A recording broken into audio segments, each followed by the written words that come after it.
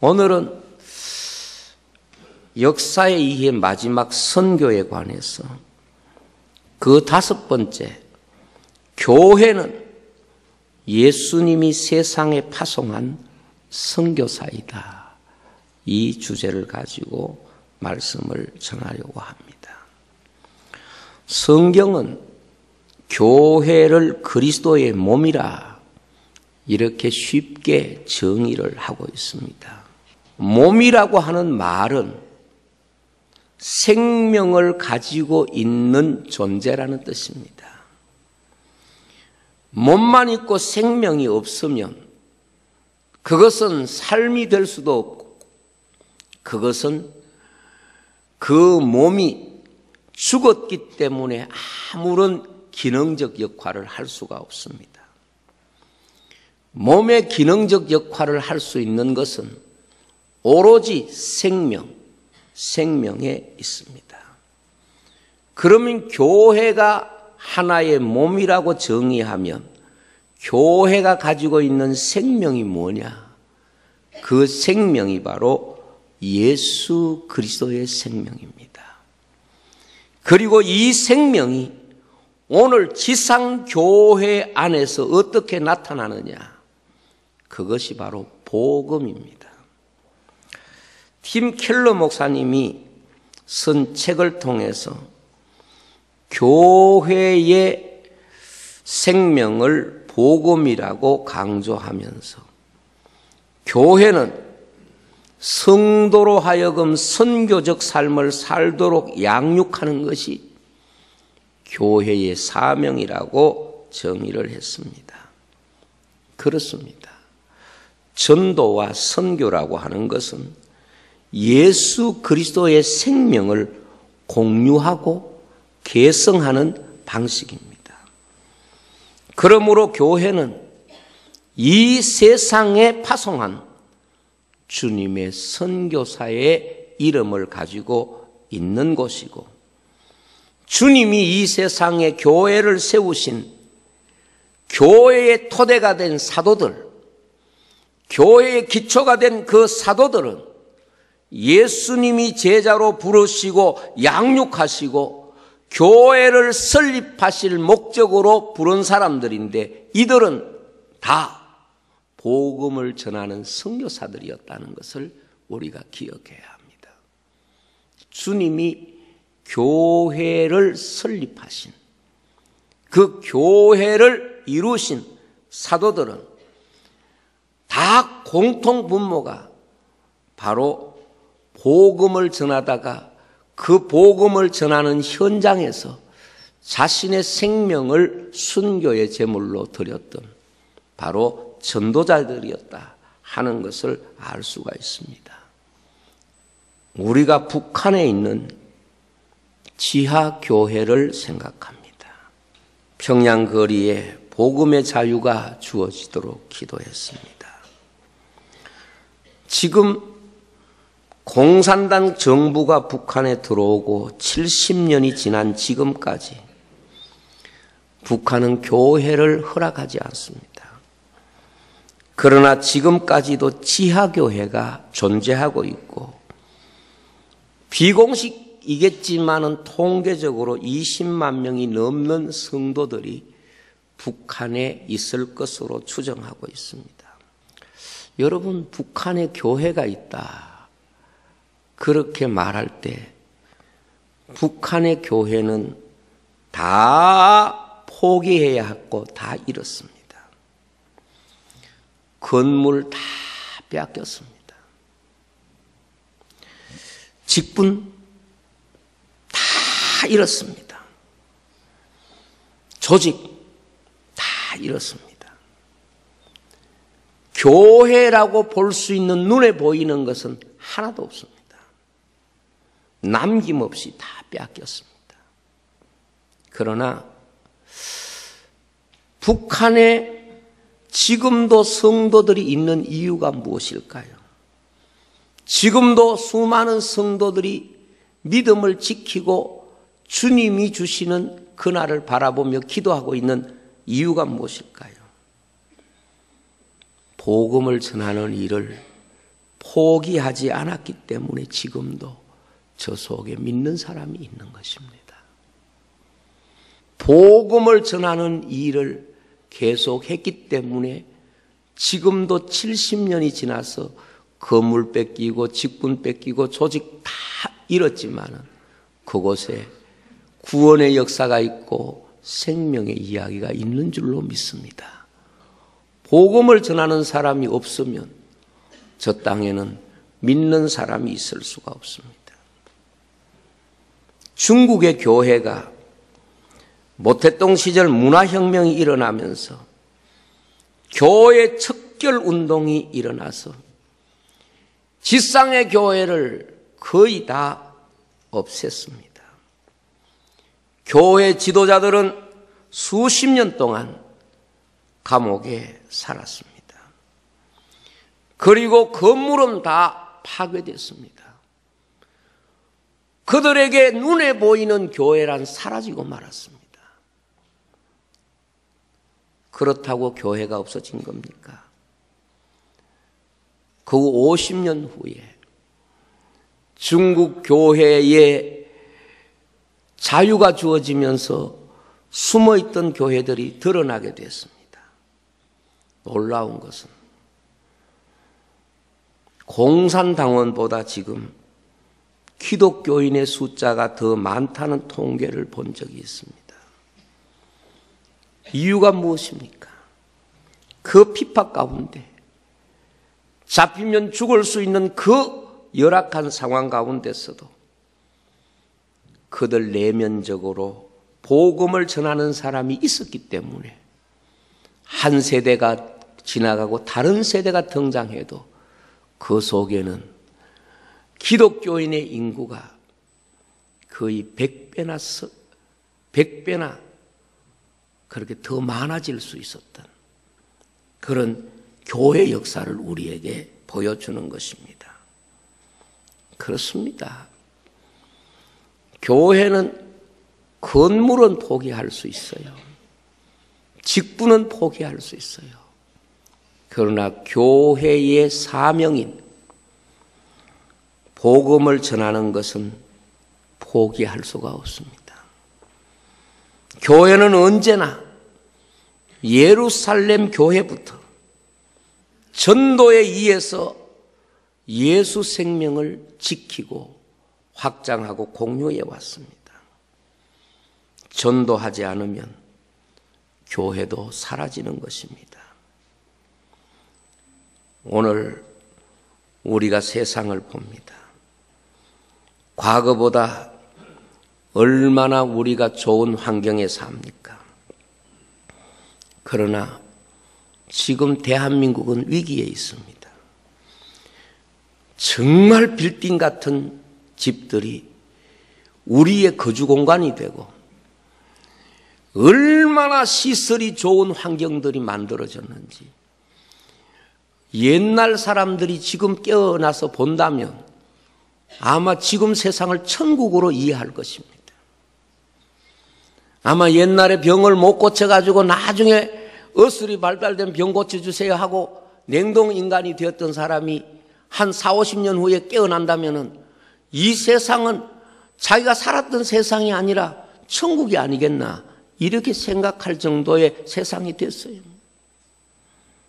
그런데 우리가 왜 위기를 느낍니까?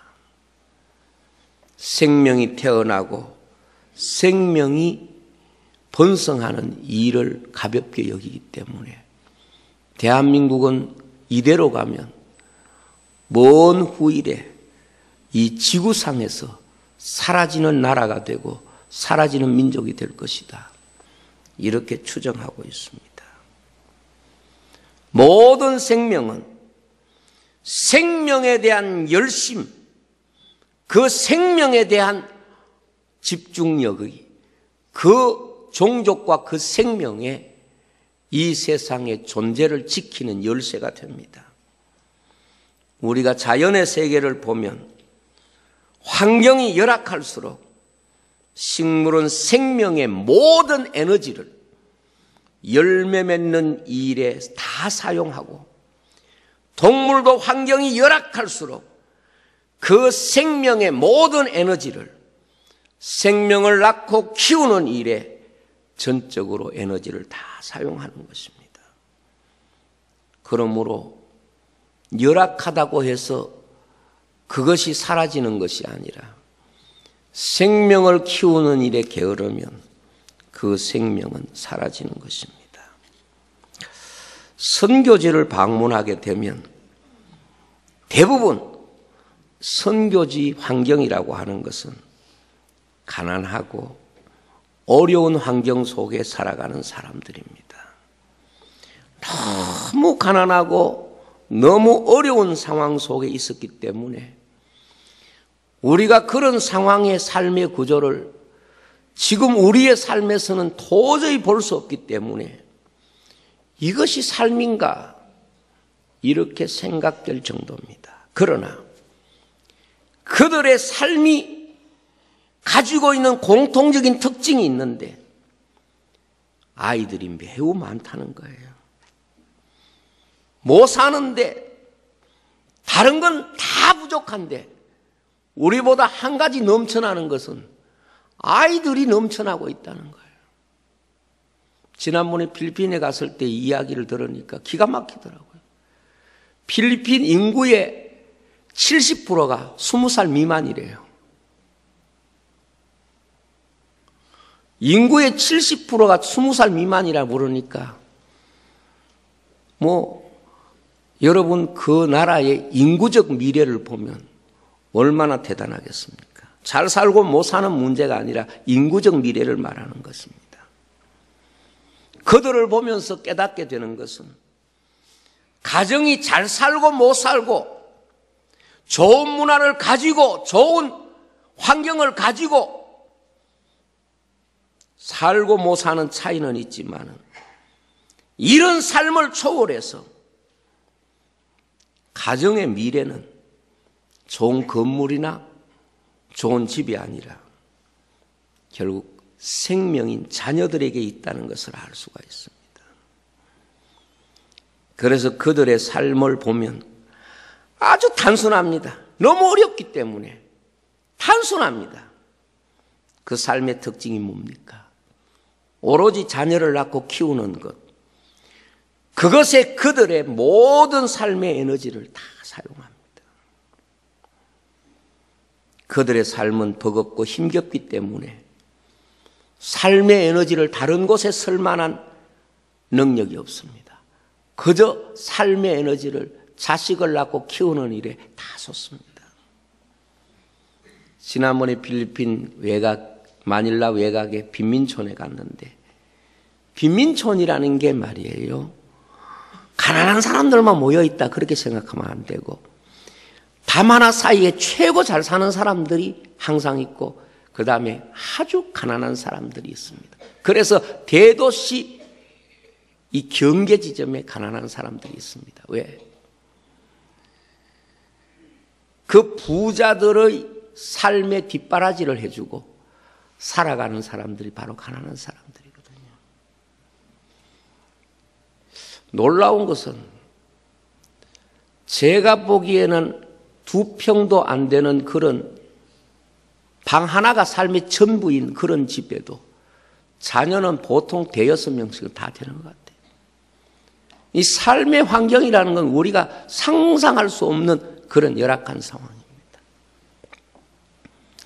앞으로 저는 우리 성도들에게 선교지를 꼭 한번 방문해보라 이렇게 권면드리고 싶고 이런 프로젝트를 우리 교회가 만들려고 생각합니다. 교회도 마찬가지입니다.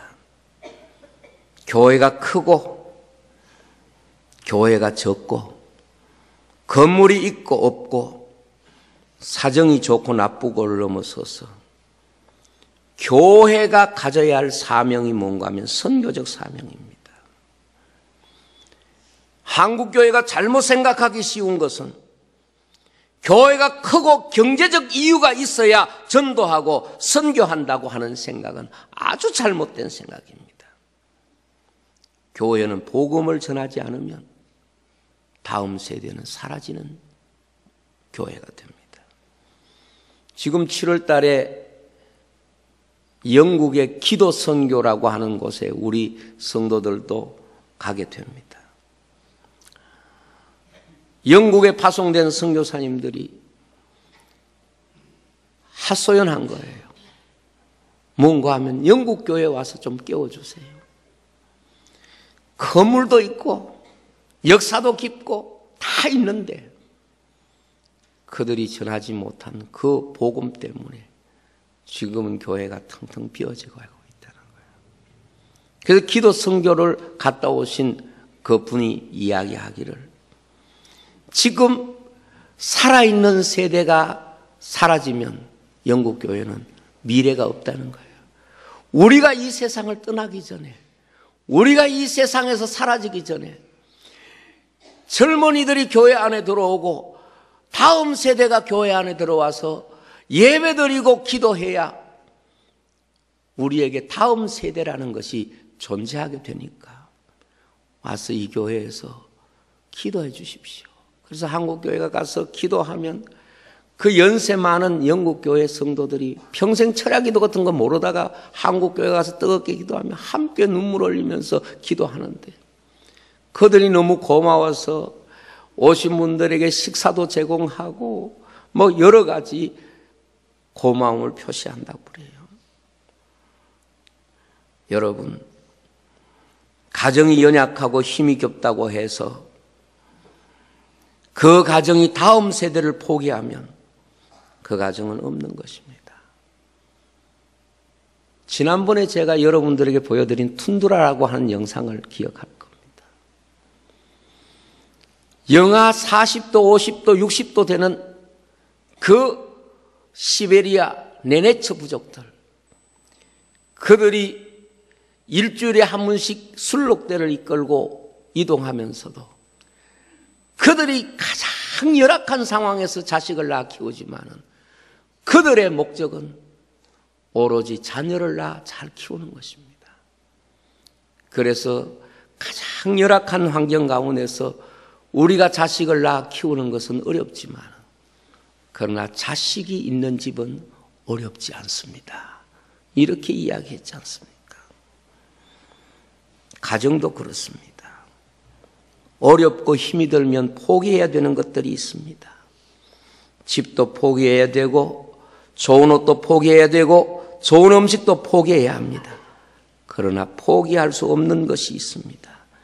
그것이 바로 다음 세대입니다. 자녀들입니다. 모든 것을 다 포기해도 그 순간에 포기할 수 없는 것이 바로 자녀입니다. 국제시장이라는 영화가 몇 년 전에 나왔지 않습니까? 흥남부두에서 이제 피란 나오는 사람들이 다 포기하잖아요. 뭐 짐이고 집이고 다 포기하잖아요. 뭘만 포기 못합니까? 자식은 포기 못하는 거예요. 업고 손잡고 그래서 그 올라가는 거예요. 근데 올라갔던 제일 막둥이가 떨어져 버렸어. 그러니까 아버지가 그 아이를 찾으려고 다시 배에 탔다가 내려왔다가 그 아버지는 못 타고 그 딸은 나중에 올라탔는지 입양돼 가지고 다시 만날 때 만나는 그 장면이 감동스럽게 나오잖아요. 저는 휴전하던 해에 태어났기 때문에 어릴 때 전쟁에 대한 이야기를 참 많이 들었어요.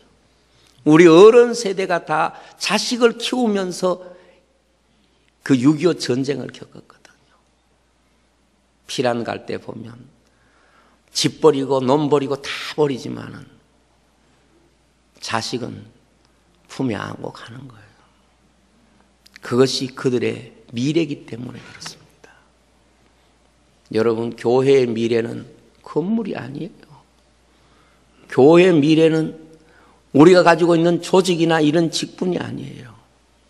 교회의 미래는 복음을 전해서 이 복음이 생명 속에서 새로운 생명으로 일어나는 전도와 선교에 있는 줄로 믿습니다. 그렇습니다. 그래서 레너드 서윗이라고 하는 뉴저지 있는 두류 대학교 교수인 그분이 영어로 M자를 써서 포엠 4가지 종류의 교회로 나누어서 설명을 했습니다. 첫 번째는 미션 처치, 선교적 교회. 두 번째는 미니스터리 처치, 목회적 교회. 세 번째는 메인터넌스 처치, 현상 유지적 교회. 네 번째는 뮤지엄 처치, 박물관 교회. 진정한 교회는 미션 처치가 돼야지. 마지막에 미션 처치가 못 되면 어떤 교회가 된다고요? 뮤지엄 처치. 건물만 남고 아무것도 없고 유적만 남고 사람은 없는 이런 교회가 되는데, 지금 유럽 교회가 바로 거의 뮤지엄 처치가 되어가고 있는 거예요. 개인의 가정생활 또 신앙생활도 이 메시지가 그대로 적용됩니다. 우리의 신앙이 지키지려고 하면 전도 지향적 신앙생활을 해야 됩니다. 아니면 우리 가정도 나중에 박물관 신앙생활의 가정이 되고 맙니다. 저는 요즘 이제 우리 교회 성도들이 좀 있기 때문에 장례식을 아무래도 많이 치르지 않습니까? 부모 세대가 제대로 잘 못 믿어도요, 아들 세대가 잘 믿으면 장례식에 가면은 믿음의 환경이 주어져요. 근데 부모 세대는 뭐 장로님이고 권사님이고 아들이 제대로 안 믿으면 장례식에 가면 죽은 사람이 일어나가 말도 못하고, 어떤 데는 안 믿는 장례처럼 돼가지고 목사가 가서 예배 드릴 분위기가 아니에요. 여러분 자녀를 한번 생각해 보세요. 내가 이 세상을 떠날 때 우리 자녀들이 과연 나보다 믿음이 충만해서 우리 어머니, 우리 아버지 하나님 나라 가셨습니다, 하나님 감사합니다, 이렇게 내 신앙을 계승하고 하는 그런 자녀들일까? 아니면 믿음이 하나도 없어서 전혀 하나님 앞에 예배드리는 그런 것보다는 그저 관심이 없는 이런 분위기가 될 수도 있는 거잖아요. 말씀을 마치겠습니다. 여러분, 교회는 그 생명이 예수 그리스도고 그 생명이 교회 안에 유지되고 개성되는 것이 바로 전도고 바로 선교입니다. 여러분들 가정도 마찬가지고 개인도 마찬가지입니다. 여러분 마음속에 나는 선교적 삶을 살겠다, 이 다짐을 꼭 할 수 있기를 주의 이름으로 축원하고 부탁을 드립니다.